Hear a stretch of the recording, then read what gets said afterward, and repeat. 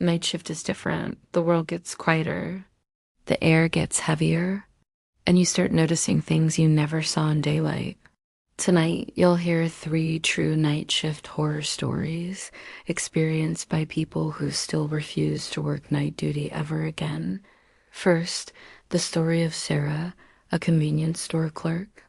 Her shift started at a small store on a highway exit.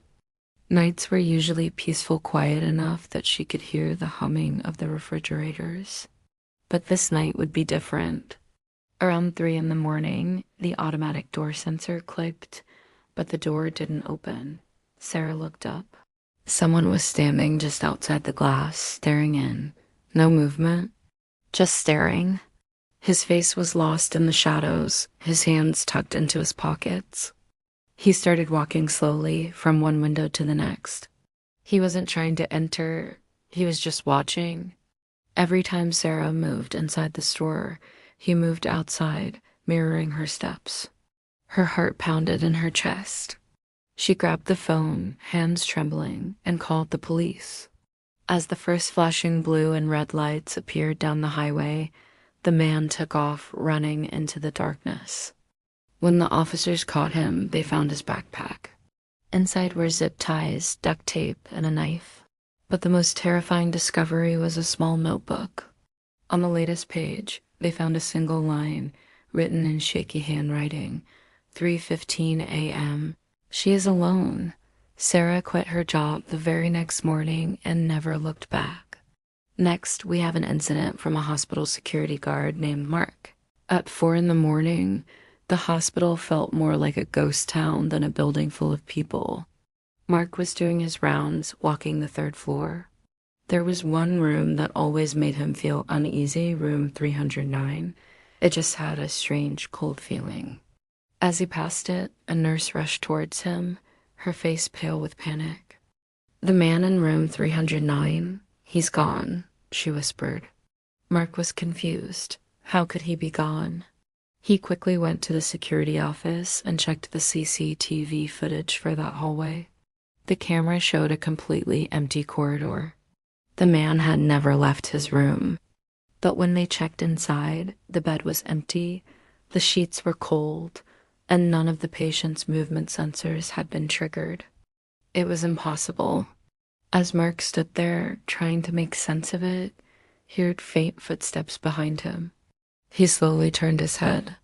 Standing at the far end of the long, dim hallway was the patient from room 309.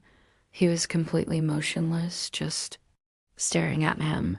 A chill ran down Mark's spine. He froze, unable to move or speak. Doctors later revealed the truth, a truth that made the experience 100 times more terrifying. The patient in room 309 had actually passed away at 3:12 a.m. from a sudden heart attack. Nearly a full hour before Mark saw him standing in the hall. Mark transferred to a different hospital the very next day. Finally, a story from David, a night janitor in an old office building. David was used to the basement level. It was always dark, quiet, and filled with the smell of dust and old paper. His job was simple: clean the storage rooms, lock up, and clock out for the night. But on this particular night, as he was mopping the concrete floor, he heard something unusual. A low humming sound.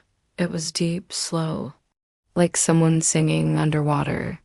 He followed the sound, and it led him to storage room 14, the one with a faded, handwritten sign that said, "Do not enter."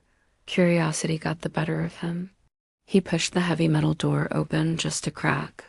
Inside, a man in old work clothes stood with his back to the door, facing the far wall. He wasn't moving, just humming that same low, unsettling tune. "Sir, do you work here?" David asked, his voice echoing in the silence. The humming stopped instantly. The man didn't turn around.